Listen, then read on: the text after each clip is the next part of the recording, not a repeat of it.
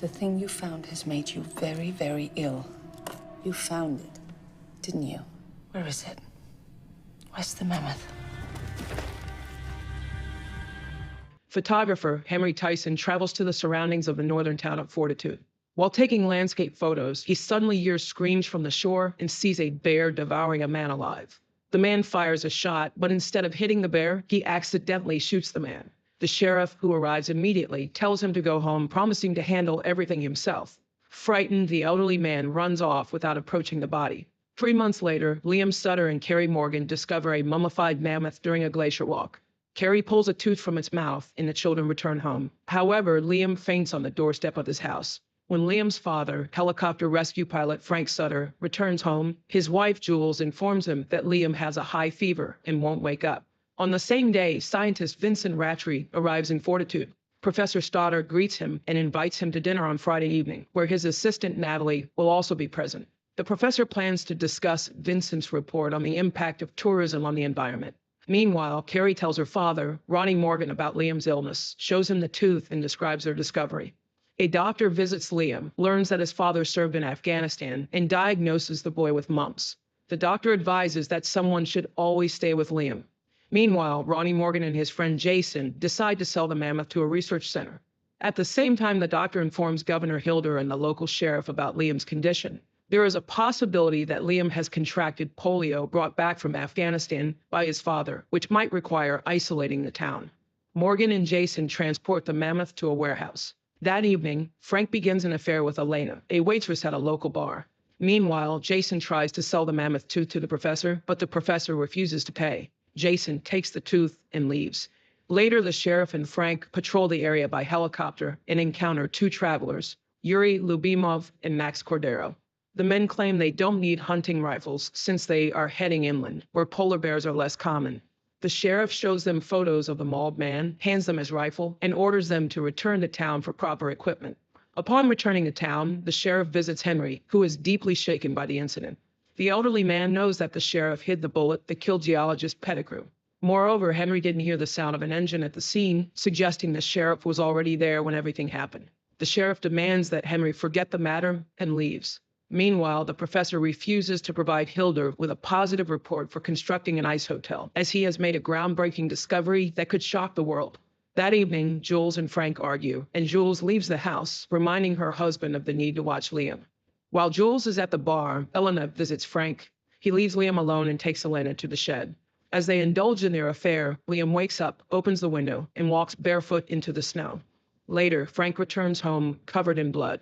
He washes up and disposes of his shirt just as Jules enters. She notices that Liam has awakened and is hungry, much to the parents' relief. However, Liam begins to scream later. Pulling back the blanket, his parents see that his legs have turned black. Liam is rushed to the hospital. The doctor is puzzled by severe frostbite, which may require amputation. Jules realizes Frank left the house and blames him, prompting Frank to flee. That evening, Vincent finds the professor in his home with a sliced abdomen. As Vincent checks for a pulse, Stoddard's dog attacks him, but the sheriff, already present in the room, kills the dog.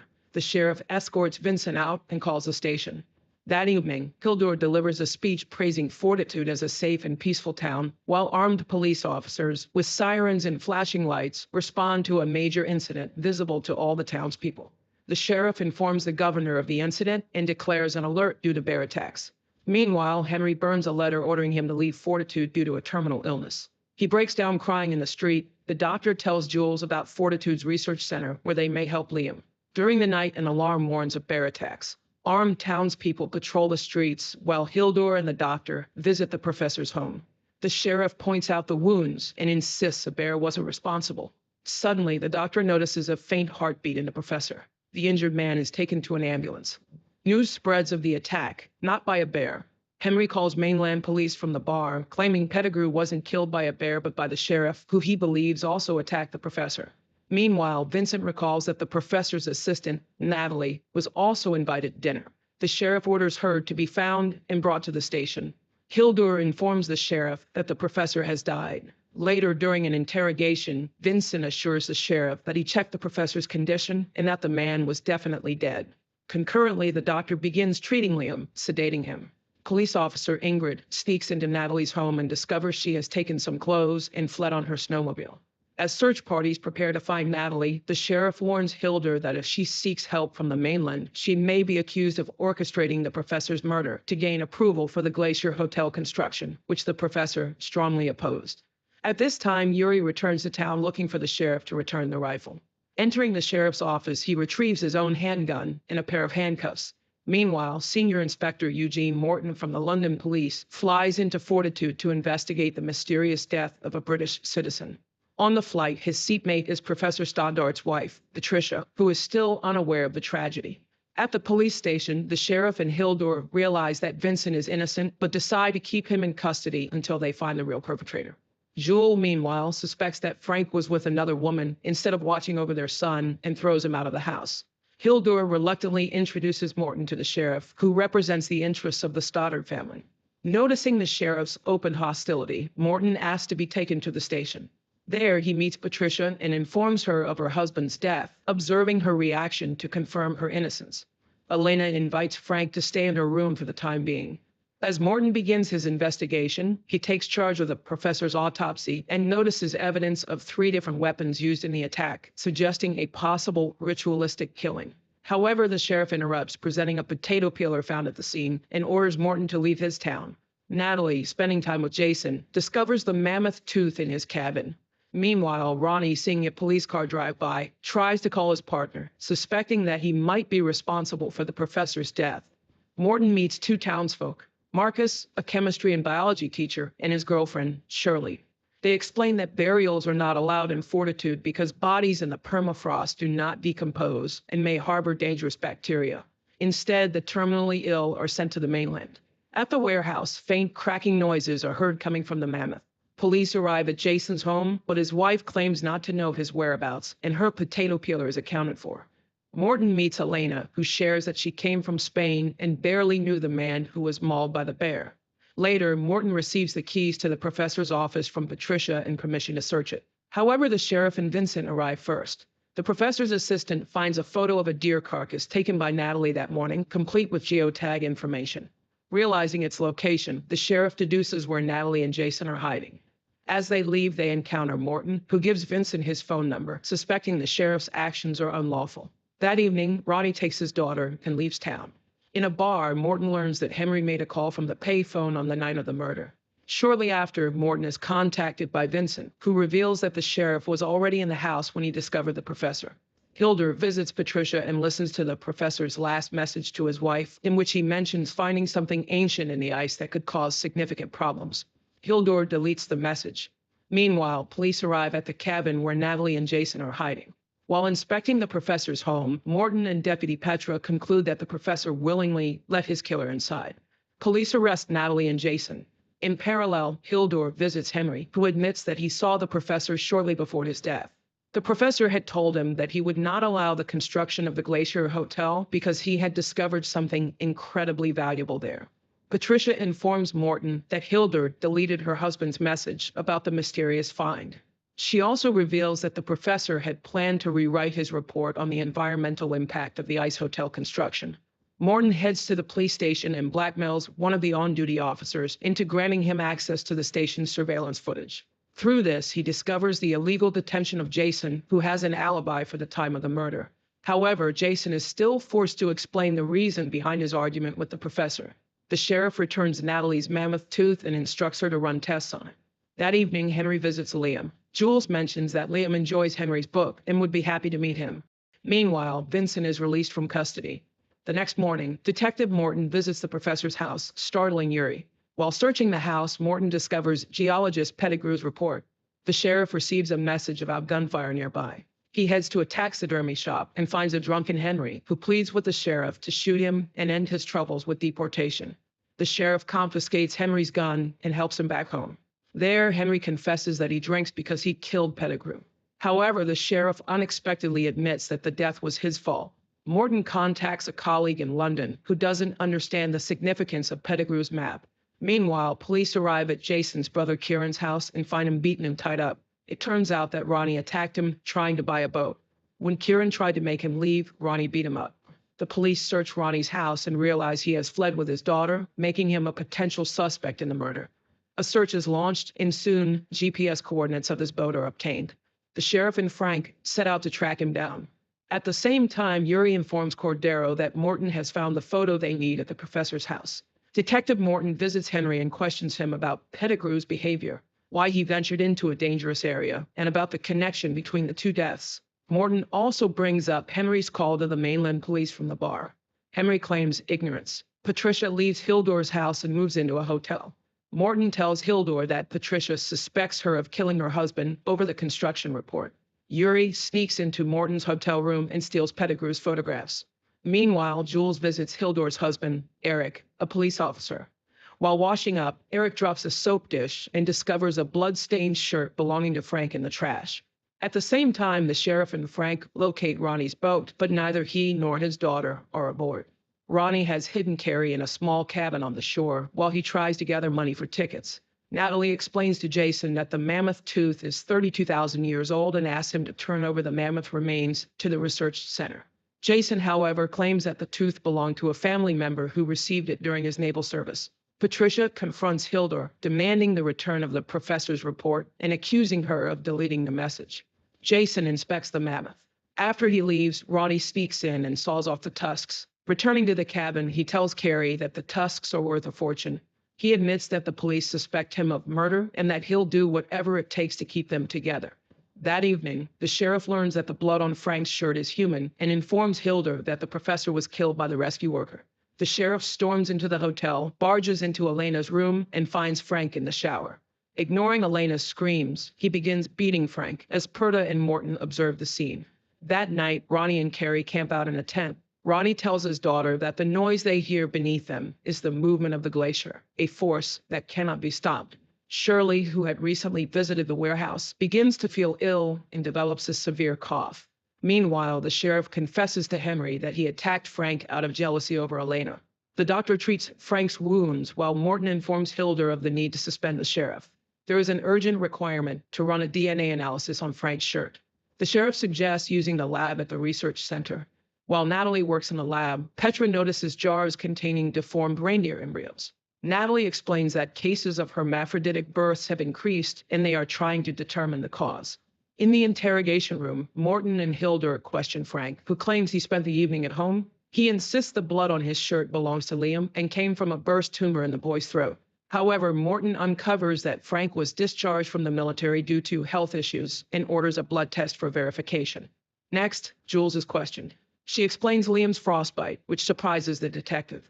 The truth about Frank's absence from home emerges. Frank reluctantly admits he was with Elena at the time. Elena is called in for questioning. She answers their questions but denies any involvement in the professor's murder. Morton requests her file and discovers that she and her former lover were convicted of murder in Spain. Elena insists she has changed and denies killing the professor with Frank. Morton then brings up Pettigrew, noting Elena's strange reaction to his name. The sheriff realizes that Morton's primary reason for being in Fortitude is to investigate Pettigrew's death. The DNA analysis results come back. The blood on Frank's shirt matches the professor's. Frank explains that he washed the blood off Liam and insists he did not kill the professor. Police search Frank's home and Liam's room, finding the boy's blood-stained pajamas from the night of the murder. The sheriff hands the pajamas to Hildor and Morton, insisting that Frank's story checks out. This means Liam was present when the professor was killed. Frank recalls that Liam's bedroom window was open that night. The story flashes back to the night of the professor's murder. Stoddart sees Liam outside and brings the child into his house, ignoring his growling dog. While trying to warn Liam, the boy hits him on the head with a cutting board. Later, Frank returns home from his rendezvous and finds his bloodied son on the floor. He carries Liam to the bathroom and washes him, searching for any injuries. Finding none, he is relieved that his son seems to have recovered. Liam then falls asleep. In the present, Morton, the sheriff, and Petra re-examine the professor's body and discover a child's fingernail embedded in one of his ribs. They head to the research center to see if they can wake Liam. The doctor warns that waking him will cause unbearable pain in his frostbitten legs. Jules reluctantly agrees after the sheriff's urging. When Liam wakes, he recalls the food the professor was cooking and his dog, but then he begins screaming in pain, shouting that he put his hands inside a person. The doctor sedates him again. Meanwhile, Eric reveals the truth about the professor's death to Patricia. She refuses to believe it, even as the entire town buzzes with news about Liam. The sheriff informs Frank that irrefutable evidence has been found linking Liam to the murder, but Frank refuses to accept it. Despite this, he is released from custody. Detective Morton discusses Liam with his London colleague, questioning what could drive a child to commit such an act. The conversation shifts back to Pettigrew. Morton notices the word Max on Pettigrew's folder and speculates it might be a name. Meanwhile, Shirley's condition worsens and she begins to experience fever and chills. Her symptoms mirror those described in the professor's mysterious report. Detective Morton confronts Max Cordero at the research center and demands to know who stole Pettigrew's photographs. Max reluctantly admits that Yuri took them. Meanwhile, Henry approaches taxidermist Tavrani, asking him to craft a protective amulet, a tupalak, for Liam. At first, Tavrani laughs it off, noting that for the tupalak to work, it must be baptized with the blood of a killer. Henry volunteers his own blood. Jason visits the warehouse and discovers that Morgan has stolen the tusks. To his horror, the mammoth continues to slowly thaw. Morton presents the sheriff with a recorded call in which Henry explicitly states that he killed Pettigrew. Henry explains that he responded to a report of a missing person and found a polar bear mauling Pettigrew alive. He claims it was a mercy killing. Morton, however, is skeptical. Returning to his hotel room, Morton notices that the carpets and floorboards have been replaced. Spotting Elena nearby, he accuses her of hiding evidence of Pettigrew's blood. Flashback. During a Christmas party, Pettigrew shows Yuri the photographs he took and claims they are worth a fortune. Eric asks them to leave, but Pettigrew starts a fight. Drunken Yuri tries to intervene but slips and loses consciousness. When he wakes up, both men are gone. Blood stains the snow, and a scanned photograph is crumpled in his hands. Present. A drill ship arrives in Fortitude, and Hildur celebrates the resolution of the professor's murder, eager to move forward with the Ice Hotel project. Elena informs the sheriff that Morton has noticed the replaced carpet and floorboards. The sheriff reassures her that the detective has no solid evidence. At the same time, Tavrani draws Henry's blood for the tupalak. He warns that if the evil Liam is battling proves too strong, the tupalak could harm its creator. Meanwhile, Marcus returns home to find Shirley complaining of a sore throat. On the glacier, Ronnie tells Carrie they need to meet a boat, but he begins coughing violently and retreats to the bathroom. Seizing the opportunity, Carrie calls the police and says she wants to come home. Ronnie snatches the phone from her, and despite pleas to return, now that everyone knows he didn't kill the professor, refuses to take the risk. Henry develops a photograph taken on the shore, revealing that Pettigrew was handcuffed to a tower when the bear mauled him. Morton tracks down Yuri, who admits to knowing Pettigrew's killer. At the bar, the sheriff confronts Henry about his call to the mainland. Henry breaks down in tears. Yuri tells Morton that Pettigrew died following a fight with Eric and hands over a bullet from a hunting rifle that he found at the geologist's death site. Yuri accuses the police of covering for Eric, but admits he doesn't know what Pettigrew discovered. At the dock, the man Morgan hired to smuggle him and Carrie out turns on them, stealing the tusks at gunpoint and leaving the pair stranded. Carrie insists they return to Fortitude.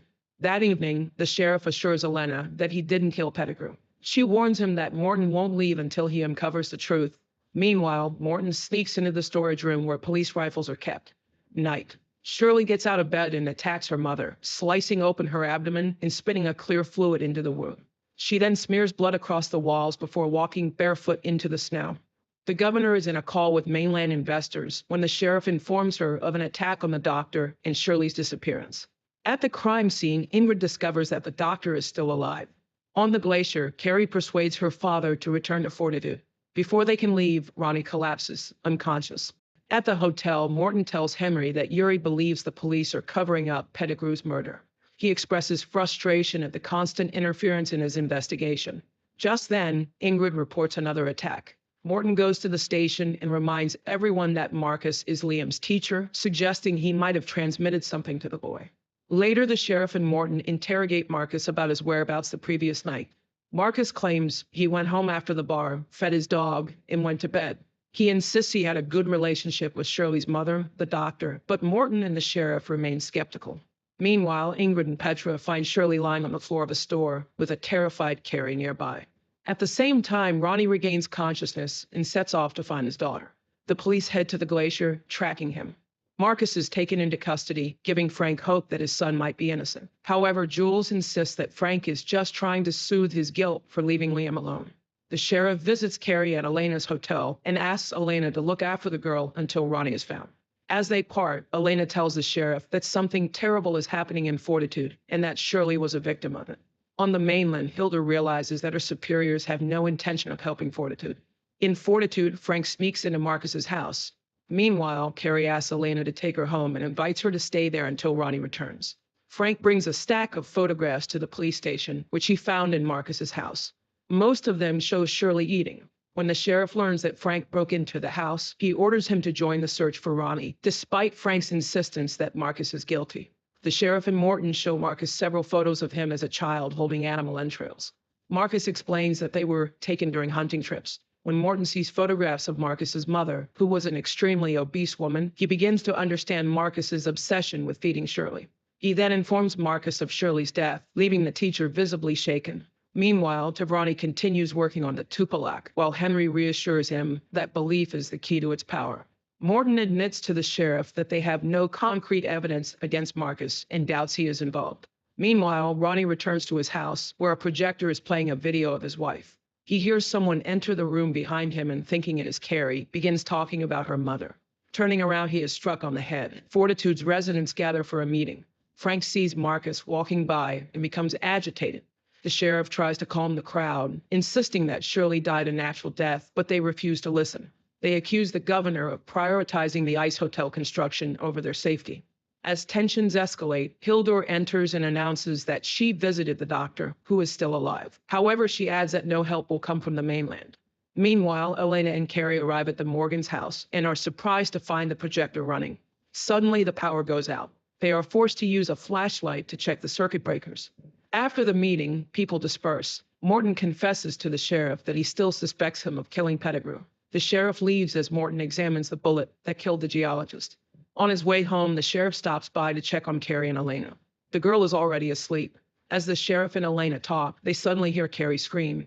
She insists that she just saw her father standing in front of her. Elena calms her down, suggesting it was just a dream. Meanwhile, a man wearing a motorcycle helmet and wielding a bat breaks into Marcus's house and attacks him. When Marcus regains consciousness, he finds himself tied up with Frank standing over him. Frank declares that he is going to teach him a lesson. At the research center, the medic informs Jules that Liam will be awakened today. The sheriff tells Hildur that there is a connection between the attacks on the professor and the doctor. Meanwhile, Morton weighs the bullet found at Pettigrew's death site.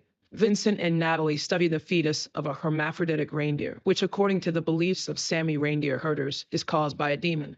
At that moment, Ingrid brings Vincent a letter from the professor sent on the day of his death. It turns out to be an authorization to study the polar bear.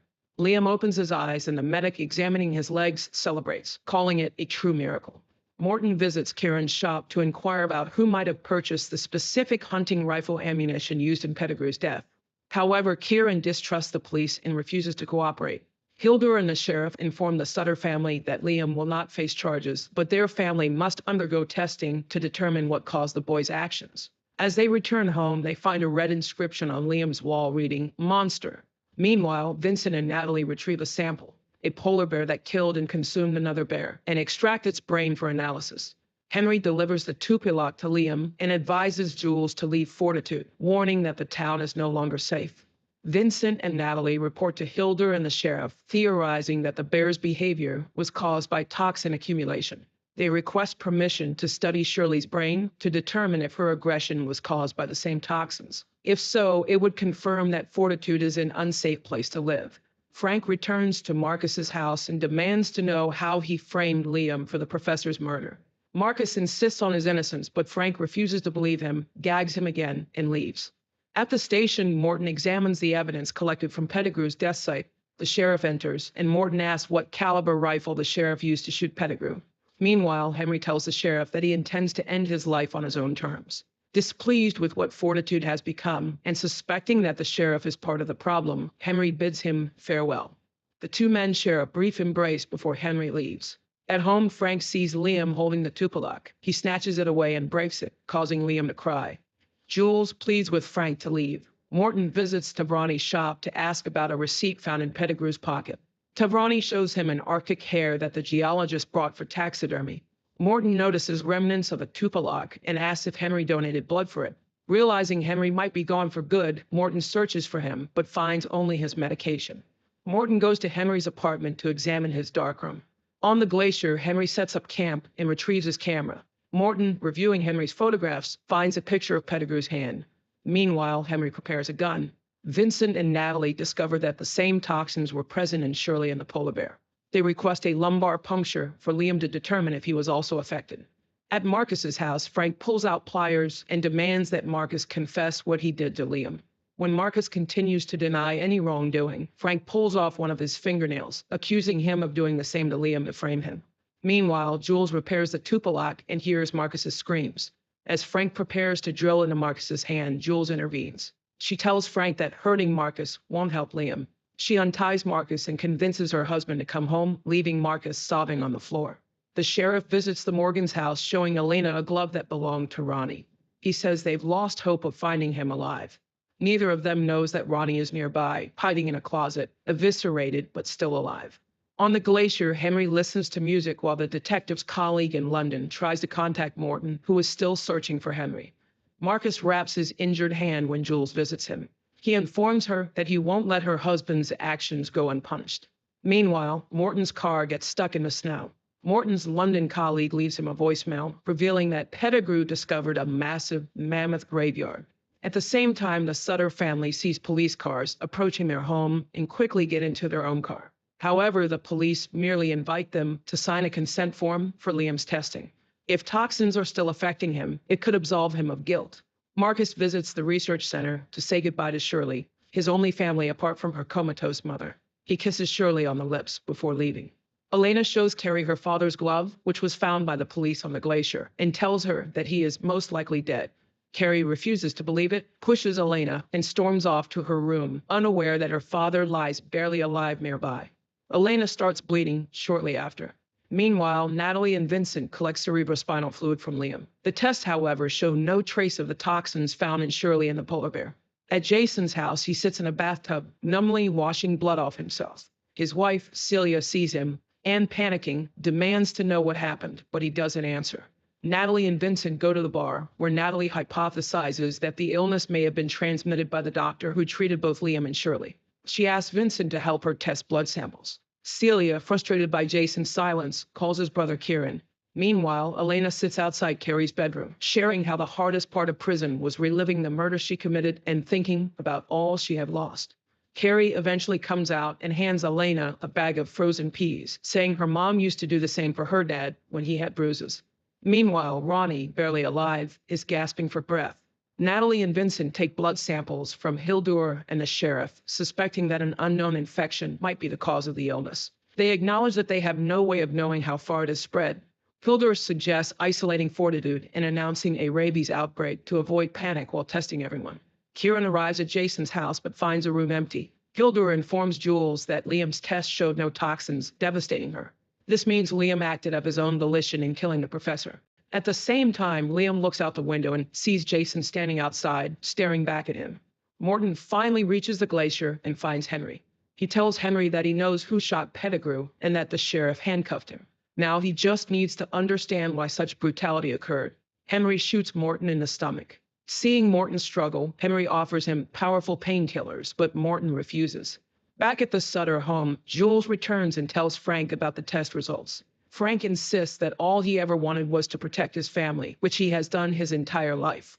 Meanwhile, Marcus retrieves Shirley's body. On the glacier, Morton declares that he will survive the wound, but Henry advises him not to get his hopes up and eventually gives him a painkiller. Enraged, Morton shouts that he came to Fortitude seeking justice, but there is none to be found. Back home, Jules tells Frank she'll prepare a family dinner and asks him to go to the store. Once he leaves, she frantically packs their belongings and takes Liam to the airport. However, the airport is closed due to the declared rabies outbreak. Jules forces her way past the police at the airport, and Ingrid threatens to shoot. Desperate, Jules throws herself at the gun, demanding that Ingrid pull the trigger. But Liam suddenly starts screaming, snapping Jules out of her frenzy. Ingrid orders everyone to return home. Meanwhile, Morton crawls toward Henry's snowmobile, only to discover that it is out of fuel. He notices Henry's radio and pleads for him to call for help. Henry begins reminiscing about his love for Niels Anderson's wife. Morton realizes that the sheriff is Henry's son and urges him to tell him the truth. Henry contacts the sheriff over the radio, confessing that he shot Detective Morton because he was getting too close to the truth. He then tosses the radio into the snow. At the station, Eric finds the sheriff sitting dejectedly in his office. The sheriff insists he's fine, but tells Eric that he would make a good sheriff someday. That evening, Marcus prepares a funeral raft for Shirley and sets it ablaze on the water. Frank returns home to discover that his family is gone. The sheriff puts on his coat and leaves his office. On the glacier, Henry shoots himself in the head, collapsing lifelessly. Sometime later, a helicopter lands on the glacier, and the sheriff emerges. Discovering Henry's body, he rushes to Morton, who, with his last strength, demands the truth. The sheriff recalls the events of that Christmas evening. At the bar, the sheriff warned Elena to be cautious, as the drunken men would likely start fights. She assured him she wasn't worried. Later in her bar, a heavily intoxicated Pettigrew showed Yuri a map claiming it marked the location of a great treasure. Yuri dismissed it as nonsense. Frustrated, Pettigrew picked a fight with Eric. The officer knocked him out, and Pettigrew returned to the bar after everyone had left. He asked Elena to bring ice to his room, and though reluctant, she complied. Inside the room, Pettigrew handcuffed Elena to the bed, but she managed to grab a knife from the nightstand and stab him in the back. She then called the sheriff for help. The sheriff arrived at the hotel, but found Pettigrew alive and recovering enough to potentially assault Elena. Enraged, the sheriff forced Pettigrew into his car. As he drove, Pettigrew taunted him, accusing him of desiring Elena in the same way. Furious, the sheriff drove Pettigrew to the ocean's edge and handcuffed him to a metal tower. Before long, a polar bear attacked and mauled Pettigrew. Henry witnessed the scene and shot the bear in the head. Morton urges the sheriff to confess for his own peace of mind. Morton then succumbs to his injuries and dies. The sheriff bids Henry farewell and returns to Fortitude, where he confesses everything to Hilda. She warns that this will bring a flood of London police to the town. Meanwhile, Cordero and Yuri break into a garage and steal the drill. Back in the lab, Jason attacks Natalie, screaming that he allowed AT inside him. He smashes glass containers and flees. Natalie later tells Vincent and the police about the incident. At the same time, news of the stolen drill arrives. Eric suspects Jason might be responsible. Vincent suggests examining the professor's dog, which was shot at the crime scene, while Petra performs Morton's autopsy. Eric tracks the stolen drill, which stops at a location Yuri had specified and begins operating. Meanwhile, Carrie and Elena visit the Sutters' home because Carrie wants to see Liam. Despite the tension, Jules invites them in. Carrie talks to Liam about her missing father, but Liam remains silent. Jules shares her concerns with Elena about Liam's obsession with the charm Henry gave him, noting that he screams whenever she tries to take it away. Vincent brings the professor's dog to the lab and begins an autopsy. At the hospital, the comatose doctor's face begins to swell with visible pustules. The sheriff confesses to Elena that he killed Pettigrew and also confesses his love for her. The dog's autopsy reveals it had swallowed larvae similar to those found in Pettigrew's remains, likely the same kind now inside the doctor. Scientists rush to the hospital where they discover the doctor's body covered in sores, from which parasitic wasps begin to hatch. As Vincent struggles to comprehend the scene, a swarm bursts from her mouth, filling the ICU. Vincent orders Natalie to keep the doors shut and fetch the sheriff, while he remains inside. The sheriff arrives and declares they must destroy the parasites, even though Vincent is trapped. Vincent suggests using gas. Natalie and the sheriff bring in a tank of hydrogen-oxygen mix, filling the room. Vincent uses a lighter to ignite the gas, causing a massive explosion. Miraculously, he survives, though severely burned. Meanwhile, Yuri and Cordero drill through the glacier and celebrate their imminent discovery. In town, Natalie explains to Hilda that the parasitic wasps need a host to grow into adult insects. The species is prehistoric, likely preserved in the permafrost, protected by something. Hilda recalls the mammoth tooth. The sheriff realizes they need to find Jason immediately. On the glacier, Yuri begins drilling deeper. As they prepare to descend into the hole, Eric arrives at the scene. Yuri pulls a gun, while Max steals Eric's snowmobile and escapes. Yuri challenges Eric to a one-on-one fight. The men fight fiercely, and as Eric pauses to catch his breath after a hard blow, Yuri explains that Pettigrew found the treasure in the ice. He offers to share it with Eric. When Eric refuses, Yuri knocks him unconscious and begins his descent into the shaft. However, the cable snaps, and Yuri falls into the chasm. Meanwhile, Jason is found and arrested in town. Upon learning what's happening, he finally reveals the location of the mammoth carcass. Natalie shows the parasitic wasps to Marcus, who now understands how Shirley and her mother died. They both worry about whether larvae might also be inside Vincent. Eric regains consciousness. Unable to find Yuri, he commandeers the drill rig and heads back to town. Meanwhile, Elena begins to show signs of fever, similar to Shirley's symptoms. Fearing what might happen, she handcuffs herself to the bed. Police locate the warehouse containing the mammoth carcass and burn it, hoping this will end the nightmare. Later, Eric brings the drill rig back to town. Carrie returns home and finds Elena in a feverish state. Seeing her struggling, Carrie removes the handcuffs. However, the delirious Elena knocks her unconscious. The sheriff learns of Jason's death. Before dying, Jason revealed Ronnie's location. The sheriff rushes to Carrie's house, where Elena, now fully overtaken by the unknown force, grabs a knife and prepares to harm the girl. The sheriff bursts through the door and, unsure of how to stop whatever has taken hold of Elena, shoots her despite his deep feelings for her. He calls for an ambulance and carries the injured Carrie to safety. Meanwhile, Natalie visits Vincent and reassures him that the wasps mature within 48 hours, so he might only be wounded and not infected. She promises to stay by his side and tells him she is proud of him. Deep beneath the ice, Yuri wakes up in a massive cavern filled with thawing mammoth carcasses and swarms of buzzing wasps. As night falls, the sheriff reflects on his memories of Elena while she lies in critical condition in the ICU. The show blends multiple genres seamlessly. Initially, it begins as a tense detective thriller, where uncovering the murderer and a conspiracy, possibly involving local authorities and international powers, is the central focus. Over time, the story veers into horror and mysticism. The number of terrifying scenes increases, pushing even the most resilient viewers to brace themselves for episodes that can deeply disturb their nerves.